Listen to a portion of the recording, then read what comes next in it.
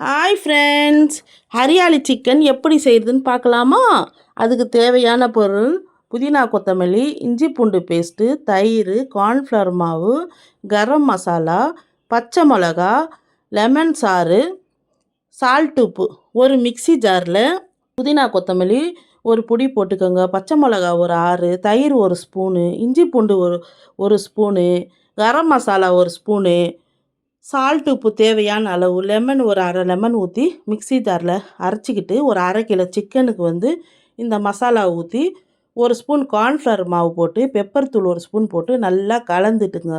கலந்துட்டு ஒரு அரை மணி நேரம் நல்லா ஊற வச்சுருங்க. ஊற வச்சுட்டு தோசை தவாவில் எண்ணெய் ஊற்றிக்கிட்டு இந்த சிக்கனை போட்டு மூடி போட்டு சிம்மிலே வச்சுருங்க. உங்கள் வீட்டில் இன்றைக்கி நீங்கள் என்னென்ன டிஷ் பண்ணீங்க எனக்கு கமெண்ட்டில் சொல்லுங்கள். இந்த டிஷ்ஷு என் பொண்ணுக்கு ரொம்ப பிடிக்கும், இந்த ஹரியாலி சிக்கனு. ஒரு வாட்டி நீங்கள் உங்கள் பசங்களுக்கெல்லாம் செஞ்சு கொடுங்க. செஞ்சு கொடுத்துட்டு எப்படி இருக்குன்னு எனக்கு கமெண்டில் சொல்லுங்கள். அப்புறம் திருப்பி போடுங்க. திருப்பி போட்டு ஒரு பிளேட்டில் எடுத்து வச்சிங்கனாக்கா அருமையான ஹரியாலி சிக்கன் ரெடி.